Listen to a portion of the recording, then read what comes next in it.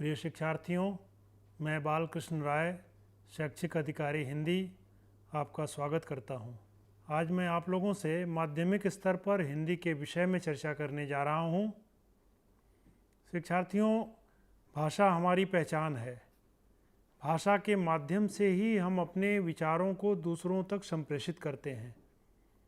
जहाँ तक हिंदी भाषा का प्रश्न है, यह देश में सबसे अधिक लोगों द्वारा बोली जाती है, परंतु इस भाषा में कौशल प्राप्त करना जरूरी है। भाषा के 4 कौशलों सुनना, बोलना, पढ़ना और लिखना, इन पर विचार किया गया है और उसमें दक्षता हासिल करने पर चर्चा हुई है।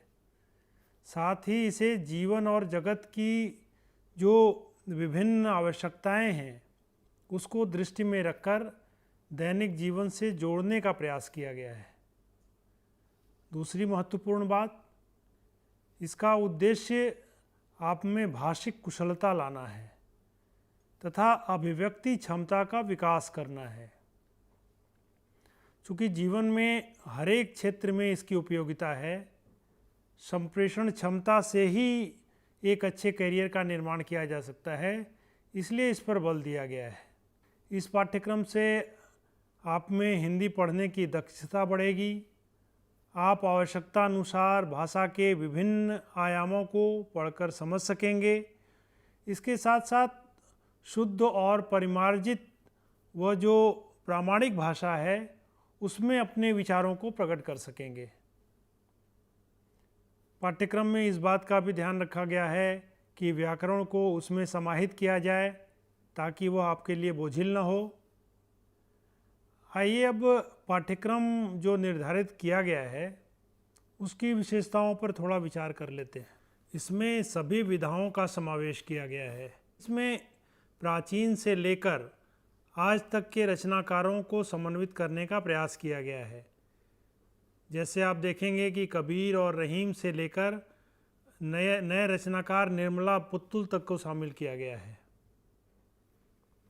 इस पाठ्यक्रम की अन्य विशेषता यह है कि कहानी का अगर व्यापक फलक देखेंगे तो इसमें अमरकांत की कहानी से लेकर प्रेमचंद की जो प्रसिद्ध कहानी शतरंज के खिलाड़ी है उसे भी शामिल किया गया है।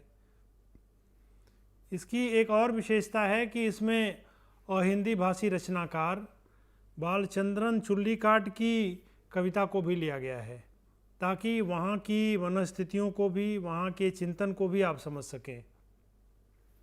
साथ ही दूसरी भाषा के अंग्रेजी के रचनाकार ऑस्कर वाइल्ड की कहानी सुखी राजकुमार को लिया गया है ताकि उनकी मान्यता, उनके विचारों, उनकी सोच सबको समाहित किया जा सके।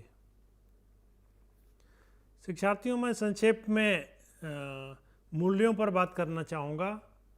चूँकि शिक्षा का एक मूल मंत्र है कि आप उसमें मूल्यों की स्थापना करें, और आप इस पाठ्यक्रम को अगर आद्योपांत देखेंगे तो आपको लगेगा कि इसमें हर पाठ में किन्हीं मूल्यों का समावेश जरूर किया गया है। जैसे बहादुर कहानी है, उसमें आपको बाल श्रम पर चर्चा मिलेगी। दोहे में नीति का और उपदेश हैं, मानवीय मूल्य है। गिल्लू कहानी है, उसमें मानवेतर प्राणियों के प्रति हमारा जो प्रेम होना चाहिए वह दिखाई देता है। आह्वान में राष्ट्रीय चेतना का प्रतिबिंब मिलता है। रॉबर्ट नर्सिंग होम में मानवीय सेवा का रूप मिलता है।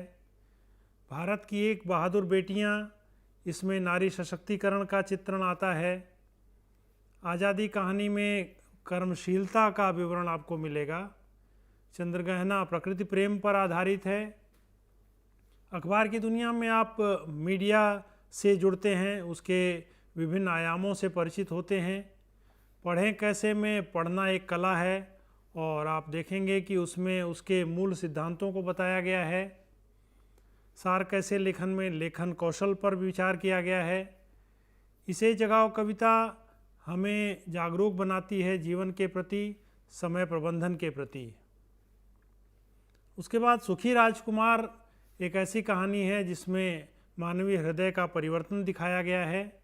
बूढ़ी पृथ्वी का दुख कविता यह प्रकृति के संरक्षण की बात करती है।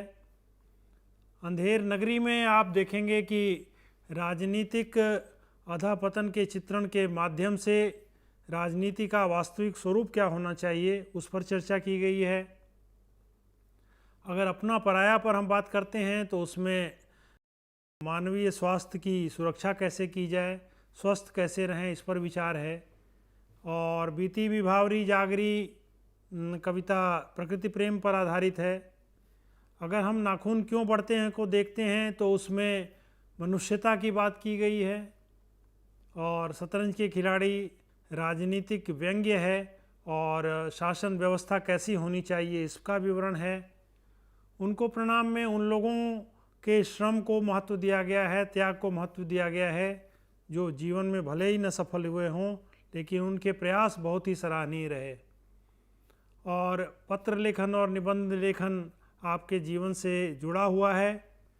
तो इस तरह से आप देखेंगे कि ये जो पूरा पाठ्यक्रम है वह कहीं ना कहीं आपको एक पूरे जनजीवन से जोड़ता है, प्रकृति से जोड़ता है, मानवीय मूल्यों की पहचान कराता है, जीवन कौशल का विकास करता है और आपके भाषा कौशल का संवर्धन करता है।